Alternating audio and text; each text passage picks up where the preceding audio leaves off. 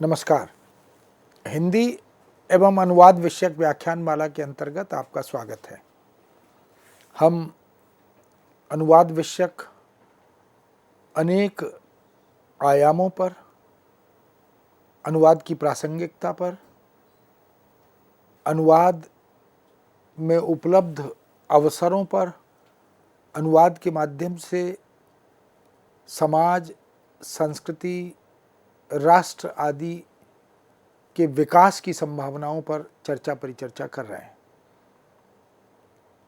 आज हम जिस विषय पर बात करेंगे वह है नई सहस्राब्दी का युवा स्वप्न, अनुवाद। अनुवाद का एक सुदीर्घ इतिहास हमारे सामने उपलब्ध है।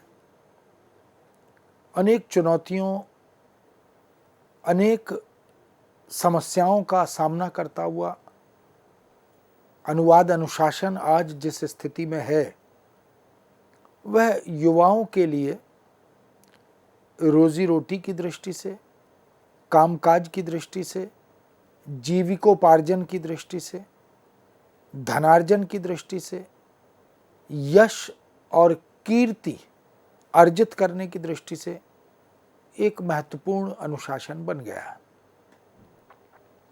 अब अनुवाद केवल माध्यम मात्र नहीं है, वह माध्यम के साथ साथ एक स्वतंत्र तकनीकी विषय, एक महत्वपूर्ण अनुशासन भी बन गया है। अध्ययन का विषय और क्षेत्र भी बन गया अनुवाद। और अब तो अनुवाद में प्रमाण पत्र, डिप्लोमा, उपाधि, डिग्री, यहाँ तक के शोध आदि की संभावनाएं भी उद्घाटित हो गई हैं और अनुवाद में अब विधिवत अनेक स्थलों पर पीएचडी आदि उपाधियों के लिए पंजीकृत किया जाता है। वास्तव में अगर प्रारंभिक दौर से देखें तो अनुवाद के प्रति एक दृष्टि हीन भावना की, नकारात्मकता की, ऐसी एक दृष्टि न केवल भारत में अपितु पूरे विश्व में रही है। इसीलिए अनुवाद पाप है, अनुवादक प्रवंचक होता है, अनुवाद असंभव है, ऐसी बहुत सारी उक्तियां या कथन हमें प्राप्त होते हैं। किंतु अब जब हम 21वीं शताब्दी में प्रविष्ट हो चुके हैं और हम जानते हैं कि हमारा देश एक विकासशील देश है और 2047 तक, यानी आज़ादी के 100 वर्ष पूरे होने तक, हम इसे एक विकसित राष्ट्र के रूप में देखना भी चाहते हैं। हमारी व्यवस्था का, हमारे देश के नागरिकों का, हमारे वैज्ञानिकों का, हमारे साहित्य, भाषा और शिक्षाविदों का ये स्वप्न है कि हम अब विकासशील नहीं रहना चाहते। धीरे धीरे हम विकसित राष्ट्र के रूप में विश्व के मंच पर अपनी पहचान, अपनी छवि बनाना चाहते हैं। और 21वीं शताब्दी के इस युग की एक उपलब्धि यह है कि पूरा विश्व आज भारत की ओर देख रहा है। वह निरंतर अग्रसर होते, गतिशील होते, विकासशील होते, भारत की उपलब्धियों पर, भारत के संकल्प पर, संकल्प के माध्यम से सिद्धि तक पहुंचने की यात्रा पर सभी की नज़र है। और विगत 50 वर्षों में, हालांकि स्वतंत्र हुए हमें लगभग 78 वर्ष हो गए, किंतु पिछले 50 सालों में भारत ने बहुआयामी, बहुदिशागामी विकास किया है। अद्यतन, अधुनातन होने की प्रक्रिया में भारत ने लगातार कदम बढ़ाए हैं। प्रारंभ में विकास की गति बेशक धीमी रही, सहज रही, किंतु हम उस विकास की गति से असंतुष्ट होकर भी गतिशील तो रहे। और आज इस बात का प्रमाण मिलता है, इस बात की आवश्यकता भी लगती है कि भारत 21वीं शताब्दी में प्रवेश करने के साथ साथ अपने चहुमुखी और बहुमुखी विकास की तमाम योजनाओं को तीव्र गति से सार्थक करना चाहता है, साकार करना चाहता है और उसके लिए विधिवत तैयारी भी कर रहा है। ये कुछ सुखद संयोग भी है और व्यवस्था की तथा ईश्वर की कृपा भी है, अनुकंपा भी है कि भारत ने तमाम क्षेत्रों में उल्लेखनीय उपलब्धियां अर्जित की हैं, श्रम और साधना से, तप और तपस्या से और निरंतर संघर्ष से भारत ने तमाम चुनौतियों का सामना करते हुए निदान खोजे हैं, मार्ग प्रशस्त किए हैं। अब हम केवल विकासशील नहीं रहना चाहते, इसलिए हम चाहते हैं कि शिक्षा के क्षेत्र में, संस्कृति के क्षेत्र में, ज्ञान विज्ञान के क्षेत्र में और जो एक सुदीर्घ सशक्त भारतीय ज्ञान की परंपरा है उसको पुनर्उद्घाटित करने, पुनर्व्याख्यायित करने के क्षेत्र में हम निरंतर समर्पित हैं, कार्यरत हैं। उसके लिए हमें अपनी समस्त भाषाओं का उचित उपयोग करने की उचित योजनाओं का निर्धारण करना, निर्माण करना, यह भी आवश्यक प्रतीत होने लगा है। यानी भाषा के माध्यम से हम देश की सभ्यता और संस्कृति को कैसे आगे बढ़ा सकते हैं, कैसे समेकित संस्कृति का उद्घाटन कर सकते हैं, कैसे हमारी मूल्य परंपराओं को और हमारी जो विरासत हमें अपने पूर्वजों से, स्वतंत्रता सेनानियों से, राष्ट्र सेवियों से प्राप्त हुई है, उसे आने वाली पीढ़ियों तक हम कैसे ले जा सकते हैं, इस पर भी अब विधिवत कार्य किया जाने लगा है। हम सभी जानते हैं कि आज का युग 21वीं शताब्दी का यह जो तीसरे दशक का प्रवेश है, ये भाषा प्रौद्योगिकी का युग है। यानी भाषा भी एक टेक्नोलॉजी बन गई है। उसे हम मनोरंजन के क्षेत्र में, चिकित्सा के क्षेत्र में, व्यवसाय के क्षेत्र में, शोध आदि क्षेत्रों में देख सकते हैं। मीडिया ने, यानी मुद्रित माध्यम और विद्युतीय माध्यम, प्रिंट मीडिया और इलेक्ट्रॉनिक मीडिया, इन्होंने यह कर दिखाया है और ये सिद्ध किया कि आज भाषा अनेक ज्ञान विज्ञान के अनुशासनों को विकसित करने में रचनात्मक भूमिका निभा रही है। अनुप्रयोग भाषा का यह भी विकास की यात्रा को और सार्थक बना रहा है। बहुराष्ट्रवाद यानी मल्टी नेशनलिज्म, जिसको हम MNC के रूप में देखते हैं, बहुराष्ट्रवाद, बहुसंचारवाद, इसके इस दौर में अनुवाद एक सशक्त उपकरण बन गया है जिससे विकास के लक्ष्य को साधा जा सकता है। एक समय था जब अनुवाद को दोयम दर्जे का काम भी समझा जाता था। अनुवादक को अग्रिम पंक्ति में बैठने का अधिकार नहीं था। मौलिक साहित्य सृजन की तुलना में अनुवाद को हेय दृष्टि से देखा जाता था, उसे पाप या छल समझा जाता था और कभी कभी तो कुछ लोग अनुवाद को बैठे ठाले का कार्य ऐसा भी कहा करते थे। किंतु आज पूरा विश्व इस दृष्टि से विलग एक नजरिया, एक दृष्टि बनाकर चल रहा है।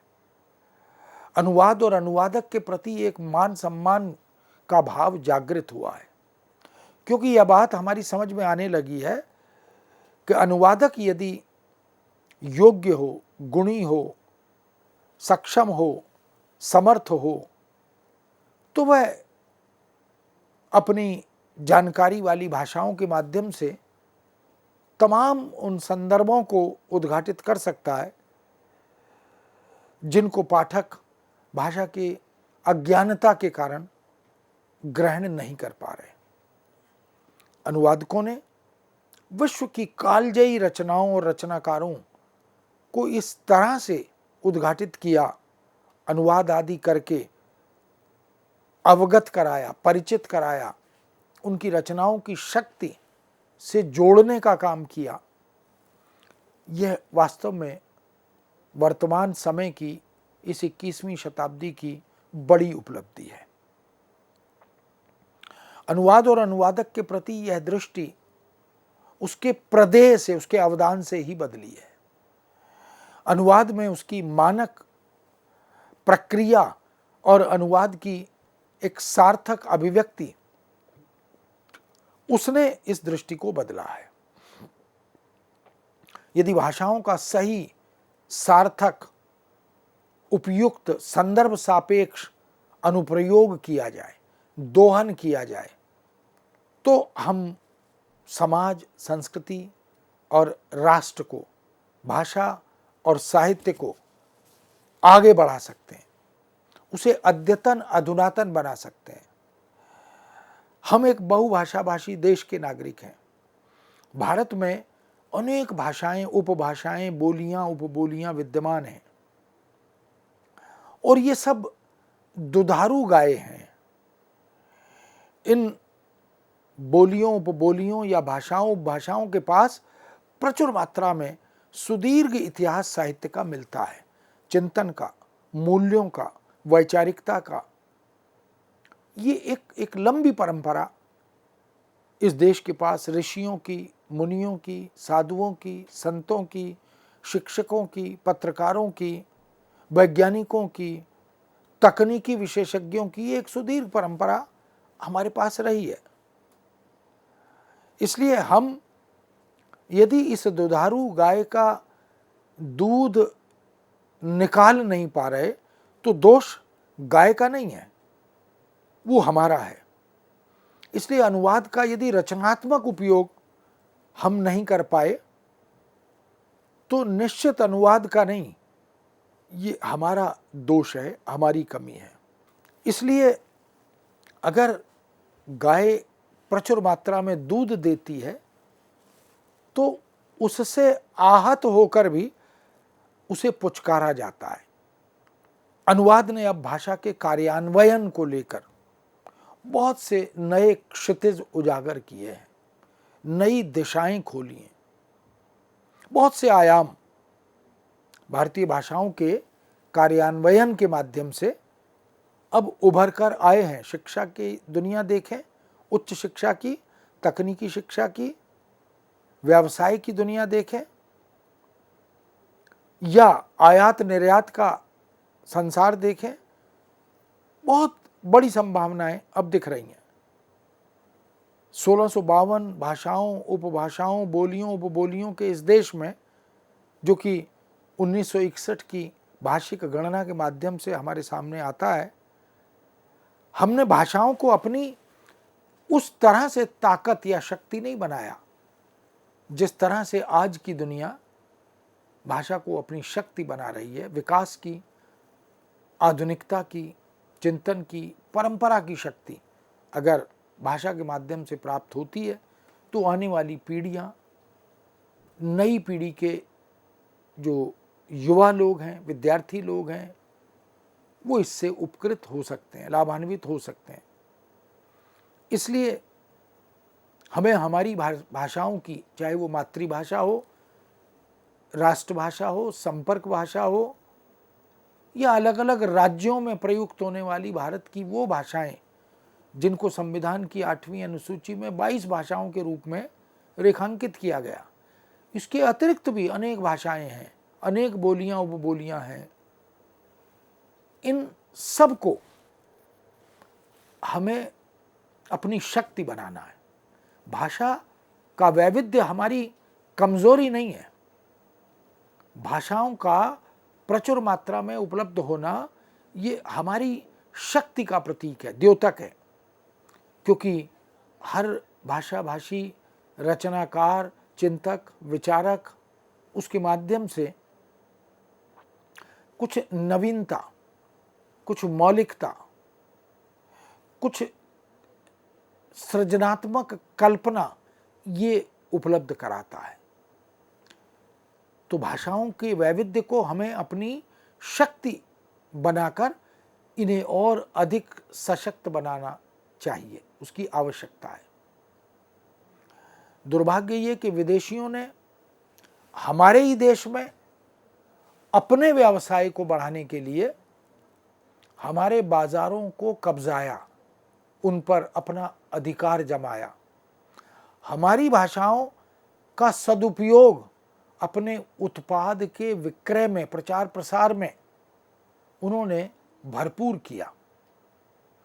तब हमें बाजारवादी इस संस्कृति के मनोविज्ञान को देखने के बाद, समझने के बाद, तब हमें ज्ञात हुआ कि अनुवाद एक सशक्त अनुशासन है जो आधुनिकता और विश्व के अद्यतन ज्ञान को आत्मसात करने का एक सशक्त उपकरण है। इस दृष्टि से हम देख सकते हैं कि अनुवाद वास्तव में न केवल सांस्कृतिक विनिमय का एक सशक्त साधन है, अपितु धन के, व्यापार के, शिक्षा के, ज्ञान विज्ञान के प्रचार प्रसार और आदान प्रदान की दृष्टि से अत्यंत महत्वपूर्ण है। अनुवाद इस नए युग और नई शताब्दी का एक क्रांतिकारी आयाम है। ये जो 21वीं शताब्दी है, इसने और इस शताब्दी के अनुवादकों ने यह सिद्ध कर दिखाया है कि यदि अनुवादक चाहे तो किसी भी रचना, किसी भी भाषा में उपलब्ध सामग्री का अनुवाद करना असंभव नहीं है। यदि इच्छा शक्ति हो, यदि संकल्प शक्ति हो, यदि मनोयोग हो, तो अनुवादक वह कर सकता है। और इसका प्रमाण है कि हमारे यहाँ भारतीय भाषाओं में उपलब्ध, संस्कृत में, तमिल में, तेलुगु में, उड़िया में, मराठी में, गुजराती में, पंजाबी में, राजस्थानी में या और दूसरी भारतीय भाषाओं में जो कालजयी रचनाएं हैं, कालजयी रचनाकार हैं, उनका प्रदेय है, उसका अनुवाद जब हुआ तो पूरे विश्व में हमारी छवि बदली। हमारी ज्ञान परंपरा से अवगत हुए लोग। इस दृष्टि से हम देख सकते हैं कि अनुवाद और अनुवादक का महत्व अब मूल रूप से सृजन करने वाले लेखक की तुलना में यदि अधिक न भी हुआ हो तो उससे कम भी नहीं रहा। एक जमाना तो था जब उसे दोयम दर्जे का लेखक, दोयम दर्जे का व्यक्ति या दोयम दर्जे की विधा ऐसा कहा जाता था, लेकिन अब अनेक आयाम इस बात के साक्षी हैं कि अनुवाद और अनुवादक अब अग्रिम पंक्ति में बैठने के अधिकारी बन गए। उन्होंने अपनी तपस्या से, अपनी साधना से, भाषा साधना, शब्द साधना, विषय साधना, इससे वो कर दिखाया जिसे कभी असंभव माना जाता था। ऐसी धारणा थी कि अनुवाद तो it is next to impossible, ये तो असंभव से भी आगे की बात है, लेकिन आज कम से कम यह नहीं है। इसलिए वह अनुवादक जो कभी महत्व का अधिकारी नहीं था, जिसका नाम, उसका मानदेय, उसका योगदान ये नगण्य था, गौण था, और ऐसा भी कहा जाता था कि असफल साहित्यकार ही अनुवादक बन जाता है। किंतु स्थितियों ने करवट बदली, उसके ठीक विपरीत अब अनुवाद और अनुवादक, इनकी आवश्यकता लगातार न केवल हमारे देश में अपितु पूरी दुनिया में बढ़ रही है। अनुवादकों को अब मान, सम्मान, स्नेह, प्रतिष्ठा ये सब मिलने लगा है। अनुवादकों के मानदेय बढ़ गए, वेतनमान बढ़ गए, यहाँ तक कि उनके पदनाम भी अब समादृत हो गए। इसका अर्थ है कि जैसे जैसे अनुवाद और अनुवादकों के प्रदेय को समझा जा रहा है, उनकी उपादेयता को, उनकी महत्ता को अनुभव किया जा रहा है, वैसे वैसे अनुवाद और अनुवादकों का सम्मान अपेक्षा आवश्यकता बढ़ रही है, उन्हें यश और कीर्ति भी मिलने लगा है। बड़े बड़े लेखक अब अच्छे अनुवादकों से अपनी रचनाओं के अनुवाद की अपेक्षा करने लगे। अनुवादकों का सामाजिक, सांस्कृतिक, राष्ट्रीय और अंतर्राष्ट्रीय महत्व भी निरंतर बढ़ रहा है। भाषाओं में स्नातक और स्नातकोत्तर जो पाठ्यक्रम करने वाले देश के बच्चे हैं, विद्यार्थी हैं, वो चाहे मानविकी के हों, चाहे वाणिज्य के हों, अर्थशास्त्र के हों, विज्ञान के हों या दूसरे अनुशासनों के हों, उन सभी स्नातक और स्नातकोत्तर उपाधियों से विभूषित विद्यार्थी, शोधार्थी अब अनुवाद के माध्यम से आशा की नई किरणों को देख पा रहे हैं। देश को अपने चहुमुखी और बहुमुखी विकास के लिए अब केवल साहित्यिक अनुवादक नहीं चाहिए। साहित्यिक अनुवादक तो चाहिए ही, कविता, कहानी, उपन्यास, नाटक, रेखाचित्र, संस्मरण, डायरी, जीवनी, आत्मकथा, आलोचना, ये इन सब के अनुवाद की परंपरा तो सशक्त, सुदीर्घ हो ही रही है।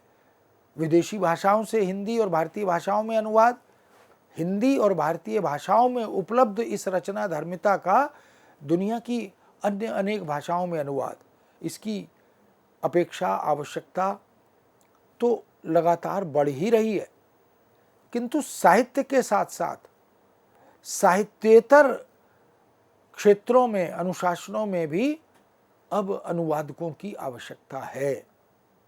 और ये हम जानते हैं कि यदि अनुवादक को विषय का ज्ञान नहीं है तो वह दो भाषाएं जानकर भी, दो भाषाओं में अधिकार रखते हुए भी बहुत अच्छा अनुवाद नहीं कर पाता।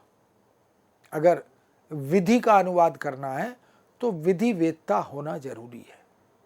अगर कविता का अनुवाद करना है तो कवि मन, कवि हृदय होना जरूरी है। हालांकि यदि अनुवादक भी कवि हो तो और बेहतर स्थिति हो सकती है।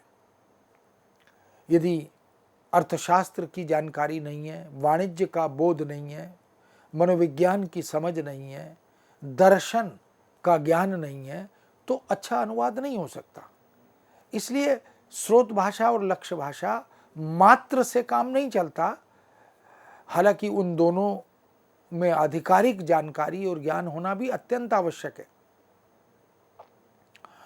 किंतु साहित्य से इतर ज्ञान, विज्ञान के, तकनीक, उद्योग और प्रौद्योगिकी के तमाम वो क्षेत्र, तमाम वो विषय जिनमें कार्य करने वाले युवा, जिनमें उपाधि अर्जित करने वाले विद्यार्थी अब रोजगार की तलाश में हैं, तो उनके लिए एक उत्कृष्ट आकर्षण, एक महत्वपूर्ण लक्ष्य अनुवाद का हो गया है। अनुवाद अभ्यास की वस्तु है, किंतु विधिवत औपचारिक शिक्षण, प्रशिक्षण, यह उसकी अनुवादक बनने की अर्हता भी है, योग्यता भी है। इसलिए यदि स्नातक और स्नातकोत्तर उपाधि के साथ साथ कोई विद्यार्थी अनुवाद में डिप्लोमा कर लेता है, अनुवाद में उपाधि हासिल कर लेता है, शोध कर लेता है, तो उसके सामने रोजी रोटी के, जीविकोपार्जन के, आजीविका को साधने के अनेक अवसर खुल जाते हैं। इसलिए अनुवाद अब केवल विचार विनिमय का माध्यम मात्र नहीं है, आज वो एक स्वतंत्र विषय और विधा भी बन गया है। पहले अनुवाद को लोकहित या जनहित के लिए अपनाया जाता था, जिसको स्रोत भाषा का ज्ञान नहीं है, लक्ष्य भाषा में अनुवादक उसे अंतरित कर देता था तो उसे लगता था कि ये सामाजिक हित का कार्य है। किंतु वो सामाजिक हित अब विकास का हित भी बन गया है, देश की चहुमुखी और बहुमुखी विकास यात्रा का साक्षी भी बन गया है। इसलिए आज अनुवाद की भूमिका विश्व कुटुंबकम की उस मूलभूत भारतीय दर्शन की अवधारणा को साकार करने की ओर तो है ही विश्व कुटुंबकम हमारी संवेदनात्मक स्थापना है। इसके साथ साथ रोजी रोटी के लिए, रोजगार और व्यवसाय के लिए, कलात्मक अभिव्यक्ति और प्रचार प्रसार के लिए, निपुणता की पुष्टि के लिए, सामाजिक और राष्ट्रीय निर्माण के लिए, न जाने कितने आयामों के लिए अब अनुवाद एक उल्लेखनीय विधा बन गया है। हमारे जो युवा विज्ञान, तकनीक और प्रौद्योगिकी के क्षेत्र में अपना कैरियर चुनना चाहते हैं, अपना भविष्य बनाना चाहते हैं, वो विद्यार्थी, वो शोधार्थी जो बीएससी में, मैथमेटिक्स में या और दूसरे विज्ञान के अनुशासनों में, तकनीक के क्षेत्रों में, प्रौद्योगिकी के क्षेत्रों में जो अपना भविष्य बनाना चाहते हैं, अपने को आगे ले जाना चाहते हैं, अपना कैरियर चुनना चाहते हैं, आज उन सब के लिए अनुवाद एक अत्यंत आवश्यक अनुशासन बन गया है।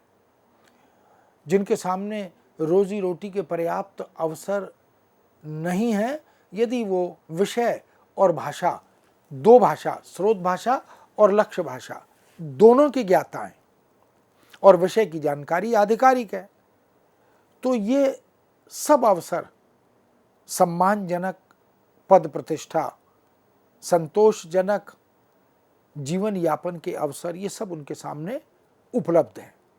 हिंदी, अंग्रेजी, संस्कृत, पंजाबी, उर्दू, मराठी, गुजराती, बंगला या अन्य अनेक भारतीय भाषाएं उनके साहित्य को औपचारिक स्तर पर अथवा उपाधि हेतु डिग्री के लिए पढ़ने वाले अधिकांश विद्यार्थियों के लिए अब रोजगार की दृष्टि से आज के समाज में, आज के युग में निराशा हाथ नहीं लगेगी अगर उन्होंने अनुवाद में अपने को दक्ष कर लिया है। अन्यथा उन क्षेत्रों में प्रतियोगी भाव अत्यधिक है, उन क्षेत्रों में पढ़ने लिखने वाले, उपाधि अर्जित करने वाले विद्यार्थियों की संख्या कल्पना से भी अधिक है। अब ऐसे में रोजगार के अवसर तो बहुत सीमित हैं। इसलिए अनुवाद ने, वो किसी भी अनुशासन का विद्यार्थी हो, केवल हिंदी अंग्रेजी का नहीं, केवल संस्कृत पंजाबी का नहीं, वह किसी भी विषय का विद्यार्थी है, अध्येता है, शोधार्थी है और उसे स्रोत भाषा में आधिकारिक ज्ञान है, लक्ष्य भाषा में आधिकारिक ज्ञान है, तो निश्चित रूप से उसके सामने रोजी रोटी, रोजगार के अवसर उद्घाटित हो जाते हैं। जबकि भाषा और साहित्य में आदर्श व्यक्तित्व के निर्माण में सबसे अधिक सशक्त उपकरण या साधन या माध्यम अब अनुवाद ही बन रहा है। यह हमारे लिए चिंता का विषय रहा पहले कि हमने विषय विशेषज्ञ बना दिए, उपाधियां दे दी, लेकिन रोजी रोटी के अवसर उनके सामने उतने नहीं आ पाए। अब अनुवाद ने वो अवसर उद्घाटित किए हैं। मित्रों, इसीलिए हम इसे नई सहस्राब्दी के युवा स्वप्न के रूप में देख रहे हैं। इस विषय को यहाँ विराम देते हैं। पुनः आपके समक्ष उपस्थित होंगे। आज्ञा दीजिए। नमस्कार।